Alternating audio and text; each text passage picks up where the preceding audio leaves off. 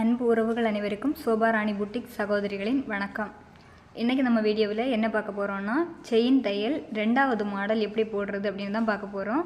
அதுக்கு தேவையான அளவுக்கு நம்ம நூலெல்லாம் எடுத்து வச்சுருக்கிறோம்.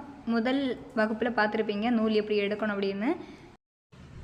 ஒற்றை நூலாக இருக்கணும் அப்படின்னா ஒற்றை நூலை எடுக்கலாம். ரெட்டை நூல் வேணும் அப்படின்னு நினச்சிங்கன்னா ரெட்டையாக கூட மடக்கி எடுக்கலாம். எடுத்துகிட்டு நம்ம தையல் எப்படி போடுறது அப்படின்னு வீடியோவை கரெக்டாக ஜூம் பண்ணி வச்சு காட்டுறேன் ஃப்ரெண்ட்ஸ், பார்த்துக்கோங்க. ஊசியை நம்ம அடியிலேருந்து மேல் பக்கமாக தான் குத்தி எடுக்கணும். குத்தி எடுத்துகிட்டு நம்ம போன வீடியோவில் அதோட பக்கத்துலேயே ஊசியை மறுபடியும் குத்தி எடுப்போம். இந்த வீடியோவில் அப்படி கிடையாது. அதோட பக்கத்தில் இருந்து குத்தி இப்போ நான் எடுக்கிறேன் பார்த்தீங்களா, அது போல் தான் எடுக்கணும்.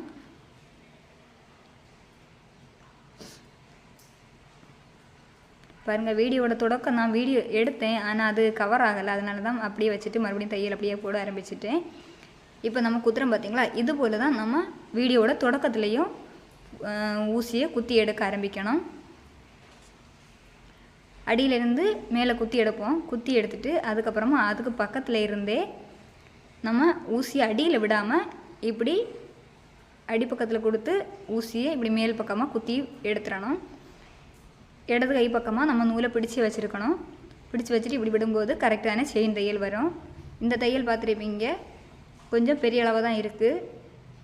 இந்த தையலே நம்ம சின்ன அளவாகவும் பெரிய அளவாகவும் மாற்றி மாற்றி போட்டு பார்க்கலாம்.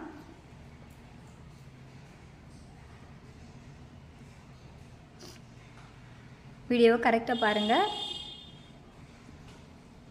செயினோட உள்பக்கம் நடுப்பக்கத்தில் இருந்து குத்தி அப்படியே ஊசியை வெளியே எடுத்து தான் நம்ம எடுக்கிறோம்.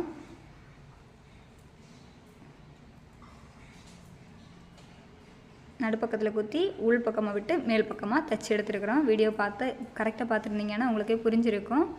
இவ்வளோதான் ஃப்ரெண்ட்ஸ், பெரிய கஷ்டம் எல்லாம் கிடையாது. 2வது மாடல் செயின் தையல் போடுறது. தையல் முடித்ததுக்கப்புறமா நம்ம அடிப்பக்கமாக தான் ஊசியை விடணும். ஊசியை விட்டுட்டு அடிப்பக்கத்துலேயே முடிச்சு போட்டுறணும். அடிப்பக்கம் முடிச்சு போடுறது எப்படின்னா, ஊசியை இப்படி நம்ம எடுத்து வச்சுருக்கோம் பார்த்தீங்களா, இப்போ பிடிக்கிறோம் இல்லை, இது போல் பிடிச்சிட்டு அந்த நூலை நம்ம பிடிச்சி 2-3 சுற்று ஊசியிலேயே சுற்றி எடுத்துடணும். எடுத்துகிட்டு இழுத்து விட்டுட்டோன்னா அது முடிச்சியாக வந்துடும். அப்படி தான் நம்ம அடிப்பக்கத்தில் முடிச்சு போடணும். சாதாரண தையல் தைக்கும்போது நம்ம எப்படி முடிச்சு போடுவோம் அப்படின்னு தெரிஞ்சிருக்கும். அதுபோலவே இந்த தையல்லையும் போட்டு முடிச்சிடணும் ஃப்ரெண்ட்ஸ். அதில் வரக்கூடிய சின்ன சின்ன தவறுகளை எப்படி சரி பண்ணுறது அப்படின்னு பாருங்கள், வீடியோவில் தெரியும். நூல் சில இடங்களில் இழுத்து பிடிச்ச மாதிரி இருக்கும். அதை எந்த நூலுன்னு நம்ம பிரித்து தனியாக பார்த்து அதை இழுத்து விட்டுட்டோன்னா நூல் எல்லாமே கரெக்டாக அந்த தையல் விழுந்துடும். தையல் முடிஞ்சாச்சு. இப்போ அடிப்பக்கமாக குத்தி விட்டுட்டு நம்ம முடிச்சு போட்டுருவோம். முடிச்சு போட்டுட்டு ஒரு வேளை தைச்சிட்டு இருக்கும்போது நூல் தீர்ந்து போச்சுன்னா அதை முடிச்சு போட்டு விட்டுட்டு அடுத்த நூல் எடுத்து கொடுத்து மறுபடியும் அதுலேருந்து ஸ்டார்ட் பண்ணி தையல் போட ஆரம்பிக்கணும் ஃப்ரெண்ட்ஸ். இந்த வீடியோ உங்களுக்கு பிடிச்சிருக்குன்னு நினைக்கிறேன் ஃப்ரெண்ட்ஸ். இந்த வீடியோ உங்களுக்கு பிடிச்சிருந்தா லைக் பண்ணுங்கள், ஷேர் பண்ணுங்கள், கமெண்ட் பண்ணுங்கள். பக்கத்தில் இருக்கிற பெல் பட்டனை கிளிக் பண்ணி வச்சுக்கோங்க.